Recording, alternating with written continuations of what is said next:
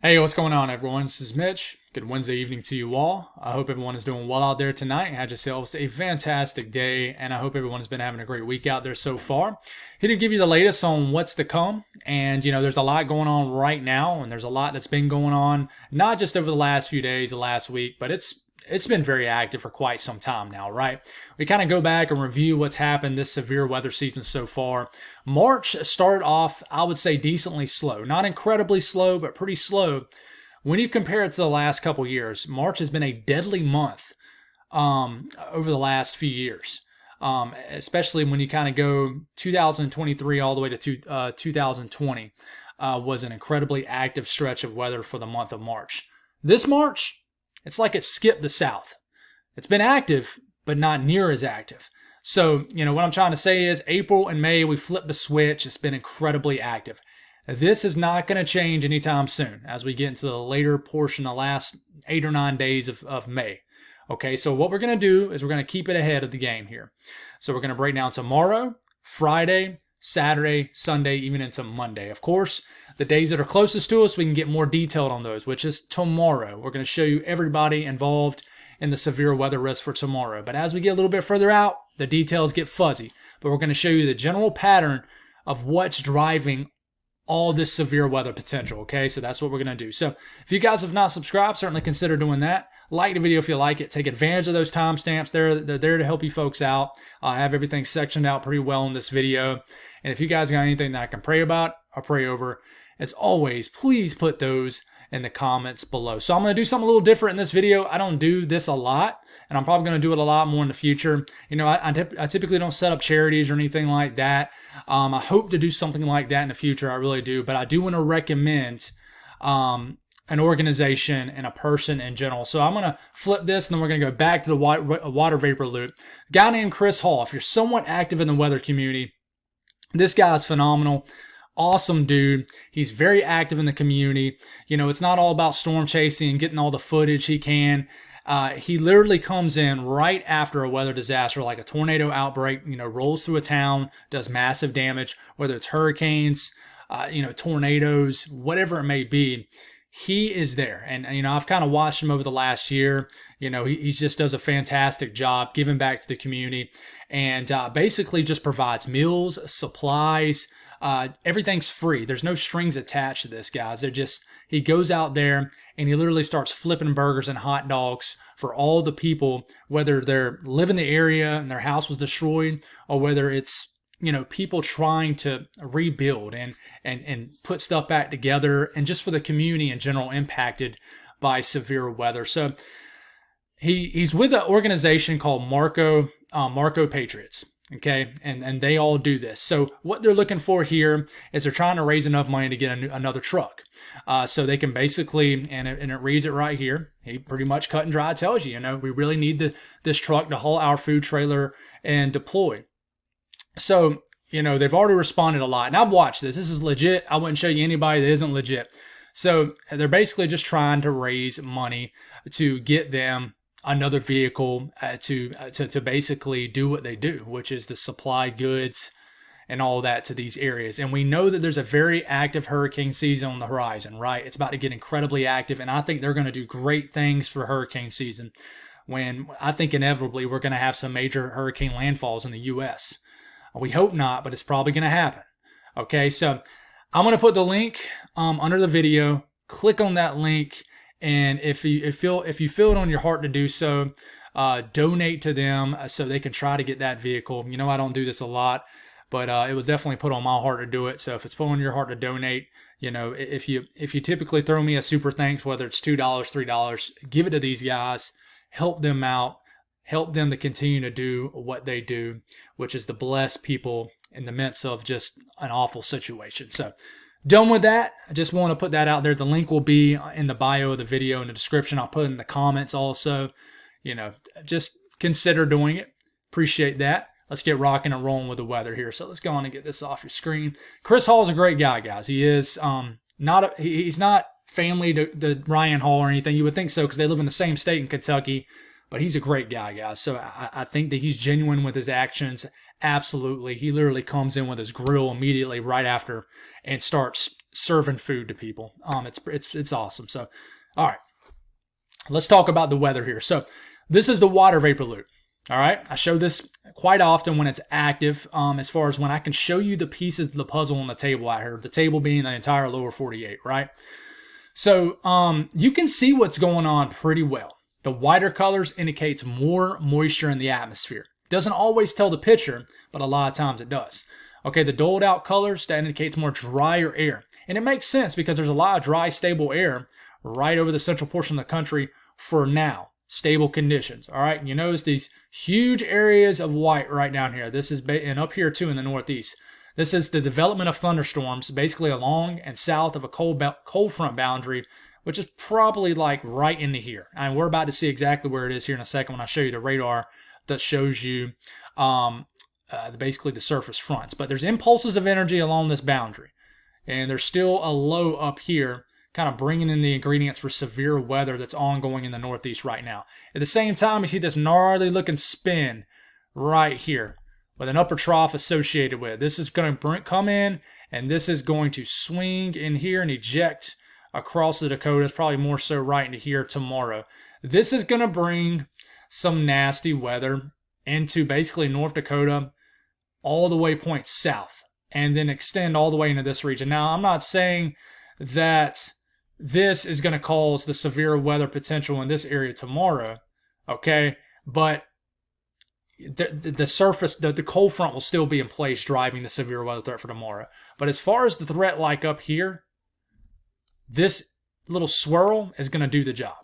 Okay, so those are all the pieces on the puzzle on the table out here and what's driving all this. Okay, there's kind of a lot going on, but at the same time, you can see it pretty clearly. So let's move away from this and let's look at the radar.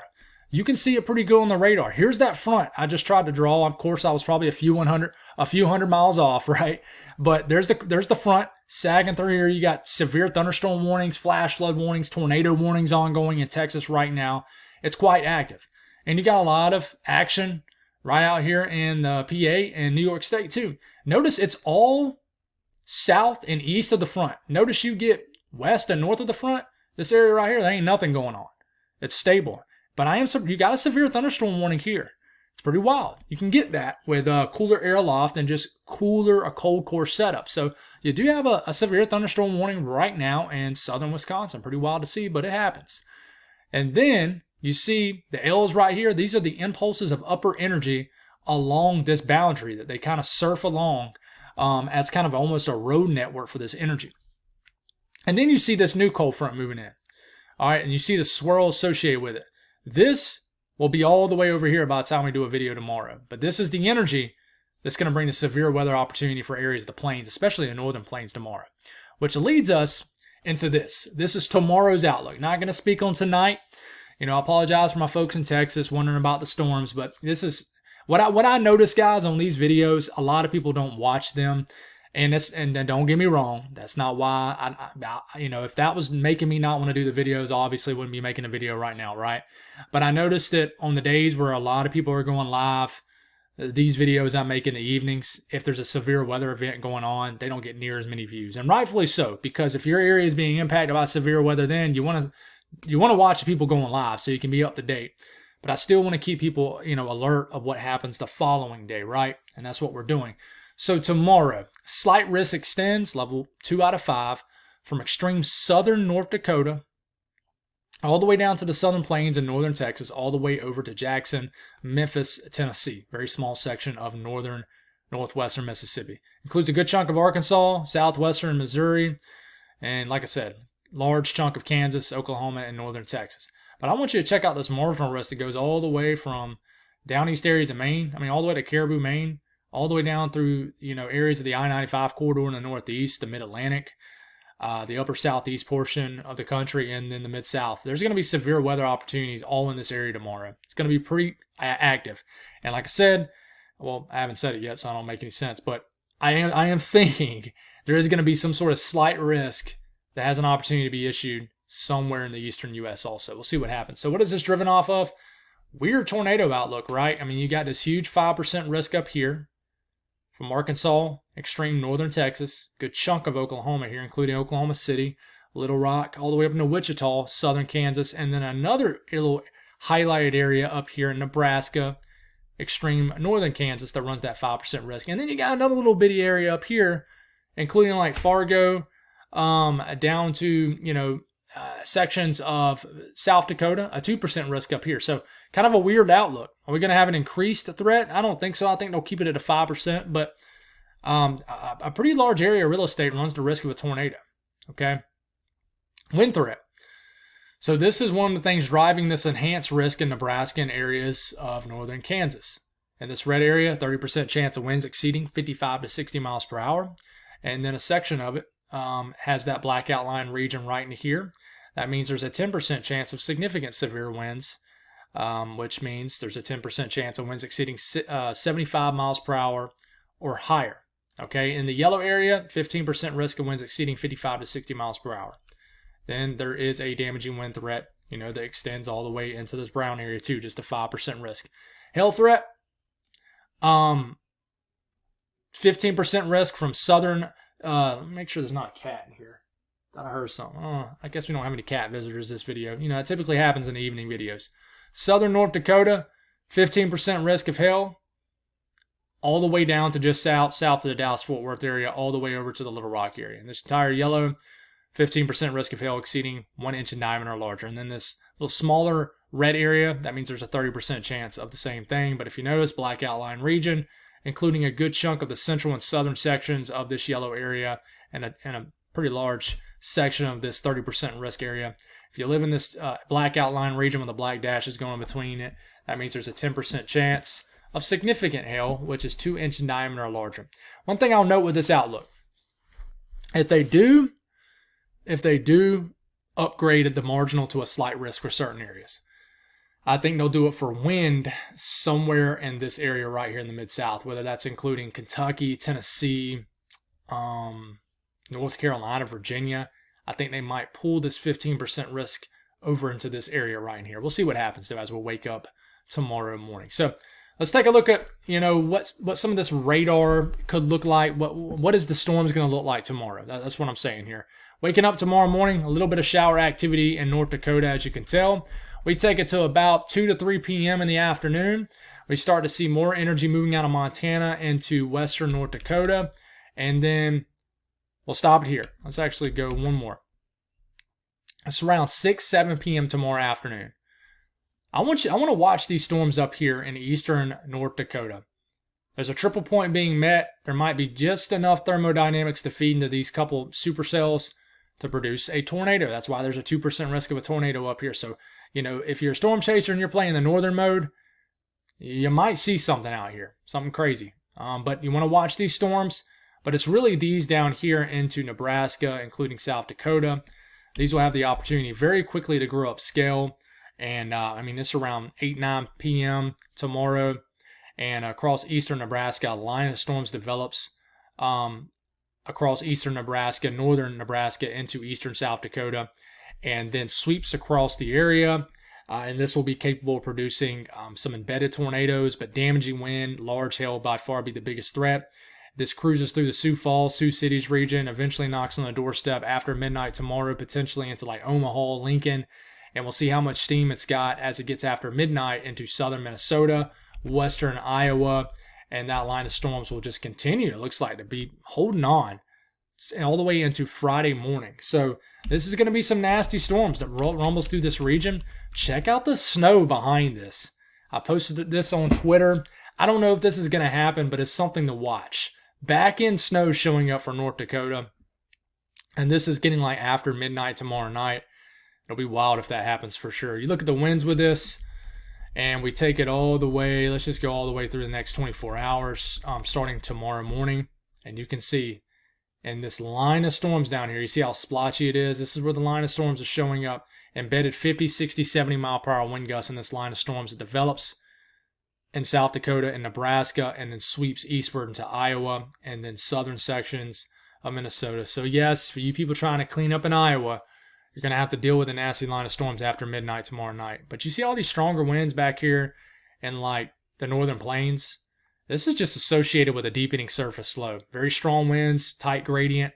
will kick up the winds here. So you're just going to have 50, 60 mile per hour wind gust just associated with a strengthening storm system, not even really like thunderstorm related, if that makes any sense. So there's going to be an opportunity for a quick spin up, and we'll kind of look at the updraft velocity swath with this. Go back to the 18Z, and you take it all the way to Friday morning. There's those couple supercells showing up, and what this shows us with the updraft velocity swath is it shows us rotation with some of these storms, stronger updrafts. So it does show those rotating thunderstorms up here in North Dakota. But of course, with this line of storms that develops in Nebraska areas of South Dakota into Iowa, shows the opportunity for rotating updrafts, rotating storms along this line of storms that develops. So yes, unfortunately, there's going to be a tornado threat once again in Nebraska, maybe even getting into Iowa tomorrow night. Now, if you look at the outlook for tornadoes, it doesn't even have it into Iowa.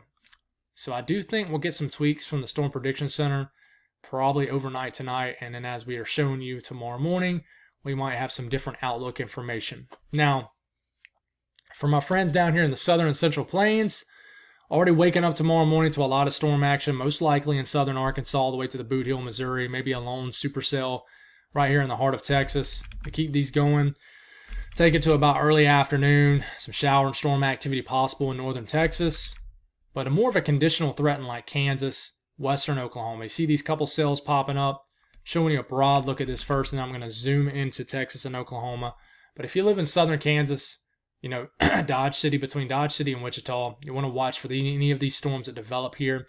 They have the opportunity to produce a tornado and then to produce some large hail and even some damaging winds right here into this region. It's just, do they form?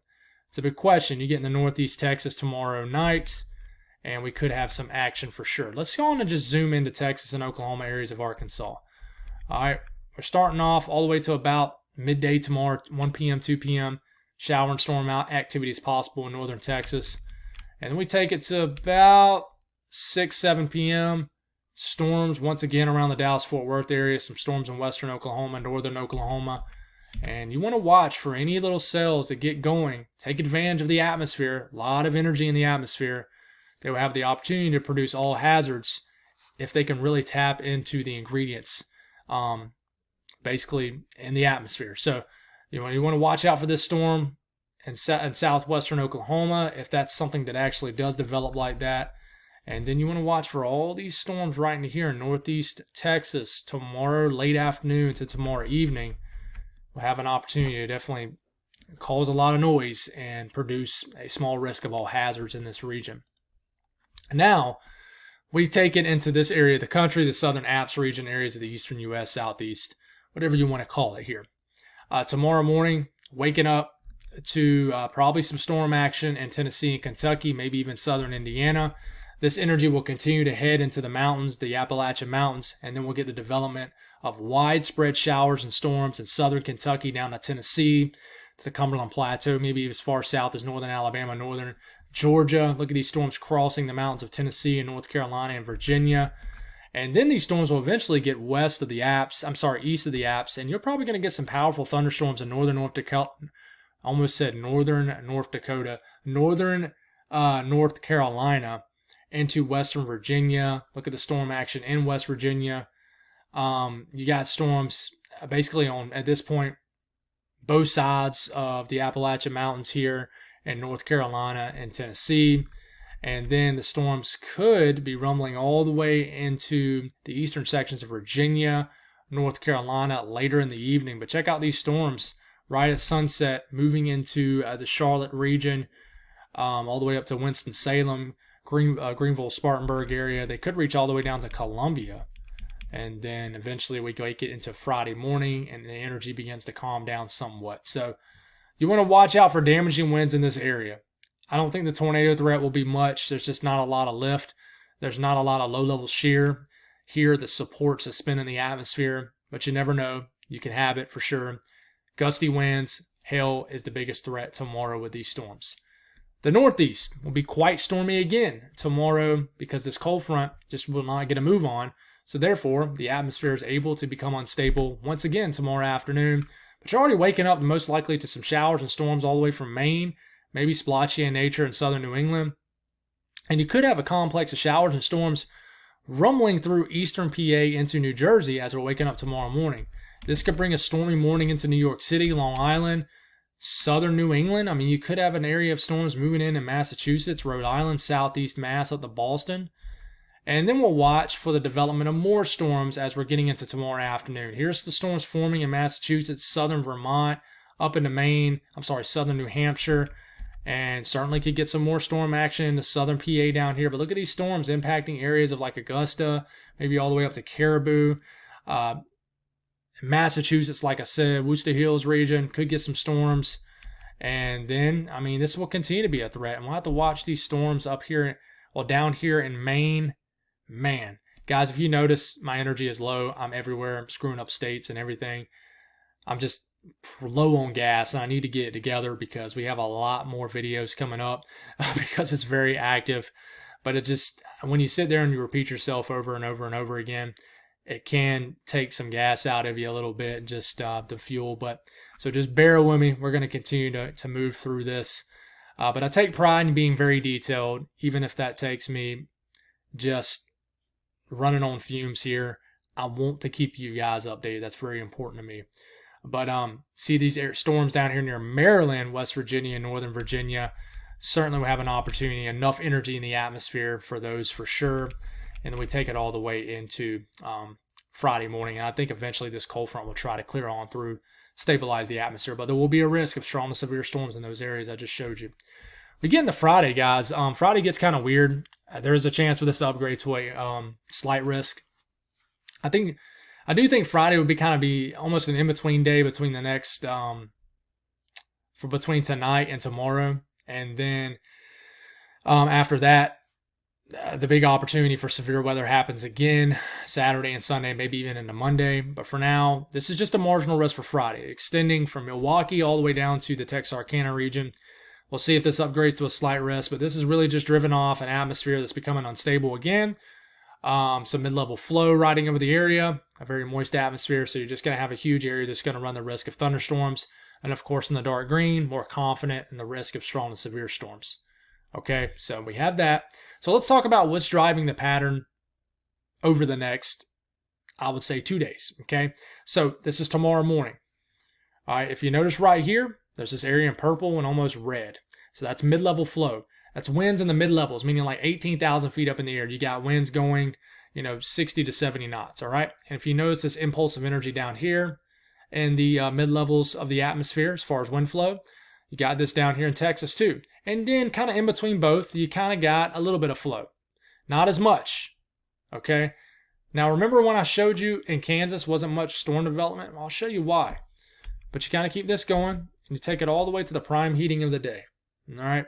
Now let's just go on one more. Let's go all the way to about late tomorrow afternoon, early evening, right? So you see you got this flow down here in the southeast, all the way into the northeast, little 30, 40 knot mid-level flow. That, when I say flow, that's enough lift in the atmosphere to get thunderstorms. So if you have an unstable environment, you get enough oomph in the atmosphere, if you will, like a push lifting mechanism, you get the thunderstorms to form, then they can tap in to the ingredients, the Cape levels, higher Cape level storm fuel. Okay, so you got that lift down here, you got it into the northeast, and then you got a huge area of it right here. And this is immediately associated with a shortwave trough that's going to tilt negatively really quick, get very dynamic, which is why it showed snow in North Dakota late tomorrow night. Okay, so flow right here, and of course, you got slight risk here, enhanced risk here.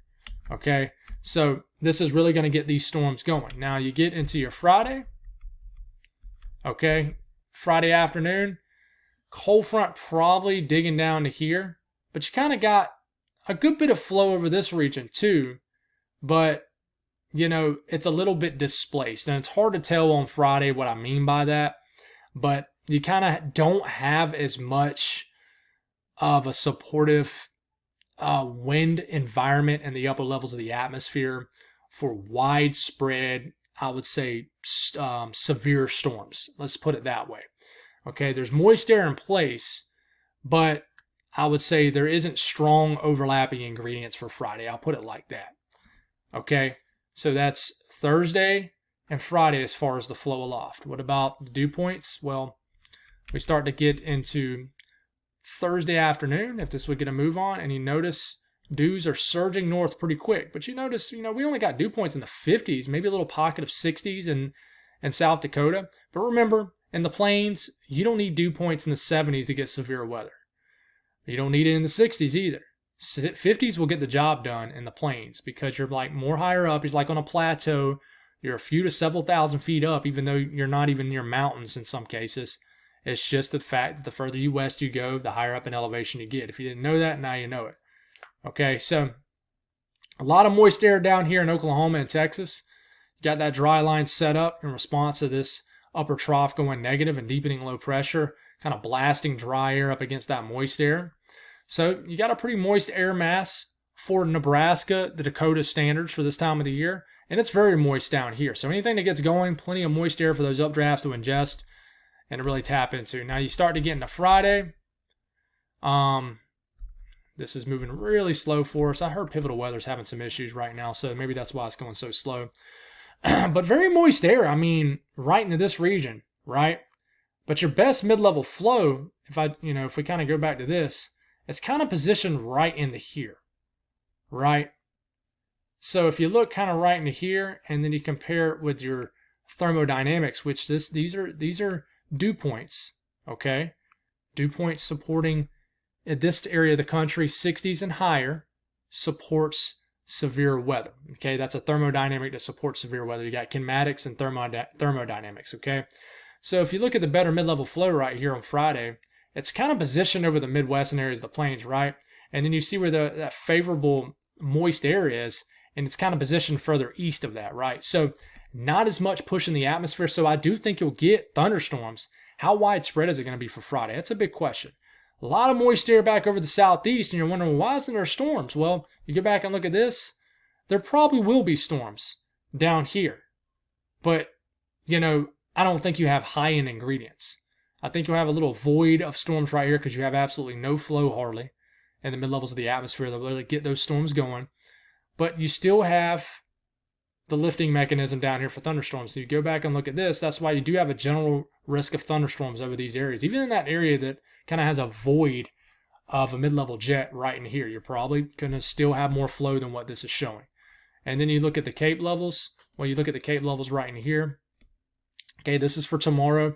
Of course, where the better moisture return is, the higher Cape levels. So, and remember, we don't just look at dew points as far as the Cape levels either. We look at lapse rates too, which will be much more supportive up here because you have more colder air aloft. So Cape levels rise all the way up to 2,000 joules per kilogram, all the way up into like South Dakota, maybe southern North Dakota. Plenty of fuel in the atmosphere for Thursday, right? We kind of kick this into Friday. All right, a lot of fuel in the atmosphere down here. Okay, but are you going to get any storms? One thing that you don't really notice is there going to be some kind of cap in place. We haven't talked about a lot this severe weather season because we really haven't had any troubles with that. But sometimes there can be an area of warm air aloft. I'm going to click on this sounding right here to see if maybe it'll show us an example of this. It doesn't really. There's a little bump up right here. So, yeah, we could definitely get severe weather in Texas. We look at the outlook for Texas, though, on Friday. You're probably going to have a stronger cap in place for Friday than what this is showing. Even though you got rocket fuel as far as Cape levels down here in Texas, probably going to have a capping mechanism in the upper levels of the atmosphere, just going to prevent warm air aloft, storms getting going. But you got enough fuel up here, tons of it, over 1,000 joules per kilogram will get the job done. All right, so what about day 4 and day 5, which is Saturday and Sunday? Well, day 4, huge 15% risk. And guys, I think we're going to wake up to a 30% risk in this area for tomorrow morning's video. I think they will put a 30% risk, which means that will be an enhanced risk for day 3 for tomorrow, because this is day 4. Tomorrow will be a day sooner. So I think that they might have a huge not a huge, but I think they'll have a pretty decently large enhanced risk over this area of the country right here. Maybe somewhere over like Missouri, areas of Kansas, Oklahoma, and Arkansas. 15% risk though now, level 2 out of 5. Okay, and then we move into our Sunday. 30% risk, already an enhanced risk at day 5. Okay, level 3 out of 5. Day 5, they're pretty confident, that confident on Sunday for severe weather right over the Mississippi Valley region. Okay, this includes southern Illinois, extreme southwestern Indiana, including Evansville, western Tennessee, western Kentucky, northeastern Arkansas, and then southeastern Missouri. All right, so this is a big deal. Now, you take it all the way to our Memorial Day, right, which is day 6. Predictability too low. But, if you go down here and read the conversation, spread among model guidance increases quite a bit by Monday. Some severe potential is possible anywhere from the southern states to the mid-Atlantic as the upper trough lifts east-northeast. It basically just says, however, details regarding storm evolution on day 5, the day before, Sunday, into early Monday, basically differ with model guidance. Okay, but I definitely, no doubt about it, think there's at least going to be a slight risk of severe weather somewhere in the east, whether it's the southeast, mid-Atlantic, northeast, for Memorial Day. Okay, so that's going to be a day to watch. And then we get into day 7, could be a risk also. Day 8 could be some other risk. That's getting pretty far out though. So you kind of go back to the ingredients, right? On all this, kind of start off where we left off. And we go on and just take it. Let's just go on and go straight. Okay, let's back it up a little bit. All right, let's just Saturday morning. You see this area down here? This flow entering the picture in the south central U.S., moving out the desert southwest, and then you see this weird void of white here, and you see basically, how do I explain this? You basically got this flow moving down here like this, and then up here like this. That is our trough digging down into the western U.S. And then this trough is going to fully eject, get negatively tilted, and inject across basically the entire central portion of the country into the eastern U.S. Okay, so when it does that, watch how the area in pink and purple kind of begin to move, and we start to get to the prime heating of the day. So right here, Saturday afternoon, intense mid-level flow right over Texas, Oklahoma, and areas of the southern states. And right here at this right exit region of the jet, this is where all the eruption of storms will get going. And this is where you're going to have the best lift for your thunderstorms, right in this region. Okay, once you get too far into this trough, you get involved in the cold front, more stable air. So, that's diving even deeper and nerding out on you a little bit even further and beyond with the weather. But just know that right here at the edge of this pink, purple, when it meets the white, that's where you have your best lift. We call it the right exit region of the mid-level jet. So you're going to have an eruption of thunderstorms, already a ton of moist air in place here. And of course, we move into our Sunday. It's going to be the same case. All of this flow associated with this upper trough on the southern base of it begins to move across areas of the southern states. And eventually, this will begin to eject. You see that closed circle right here. This is our upper trough. Associated surface low will be in here somewhere. And then you got all this flow right into here, basically supporting a lot of severe weather. Now, will you have severe weather down here? Is it probably going to be in here? Well, if you look at these lines in here and how they buckle right in here over Kentucky and Tennessee, that tells me your severe weather threat might be, will most likely be Sunday in Kentucky, the areas of the Ohio Valley and the Mid-South, right into this region, right into here. Okay, and then eventually you get into Monday afternoon. Where's your severe weather going to be? Well, if you look at the ISO bars here, it doesn't really show the picture well, but it shows weather right into here. Shows storms down here in the southern states with the kind of the wiggliness of this line. Could be anywhere, but you got a lot of mid-level flow, this mid-level jet cruising over the southeast. Certainly going to get severe weather. So what is this mid-level jet riding over? Well, certainly a moist atmosphere, and we kind of get all the way into our Saturday afternoon. Look, what I want you to watch here is look at Saturday morning, right? Dew points in the 40s and 50s in Kansas and areas of Oklahoma. Watch as we go into kind of Saturday morning into Saturday afternoon. Look how these dew points rise in areas from the 50s to the 70s in just under 24 hours. Atmosphere becomes rather moist in this area. That's your thermodynamic supported for severe weather. So a very moist air mass into here. Moist air building back into areas of the Ohio Valley. So all that mid-level flow is riding right over that very moist air. And then you start to get into your Sunday afternoon. And then you have this massive, broad, moist sector with dew points in the 60s and 70s, just tropical air all the way up into the Midwest and the Ohio Valley. And then with all that flow aloft and that mid-level jet cruising over this very moist air mass, what do we call this? We call it overlapping dynamics. Okay, and we're still going to have this. The theme will change as we get into Monday. We got to watch the evolution. But can you tell me where the cold front is? It's right into here. The separation between dew points in the 60s and dew points in the 40s and 50s. So basically anybody that's still in this very moist air will run the risk of severe weather. But that's the cold front associated with the upper trough. Okay, and then you look at these Cape levels, and because of the response of those higher moisture levels at the surface, higher dew points, of course, you're going to have a lot of fuel in the atmosphere. Okay, Cape levels, just look at this and say, all right, wherever there's a shade of color, you got enough energy in the atmosphere for storms. I mean, it's as simple as that, really. It really is. But this is what I'm really concerned about Sunday. You got a ton of fuel in the atmosphere, and then a stout mid-level jet running over all this fuel, creating all that lift for thunderstorms. Therefore, those thunderstorms are able to develop and then tap into all the ingredients. So we're going to continue to get more and more detailed on this. I'm going to start to show you more surface reflections of what the Euro is showing for these storms, but we're still pretty far out for this weekend. But that's all I got, guys. Thank y'all for tuning in. God bless all y'all, and you have a wonderful and safe rest of your evening.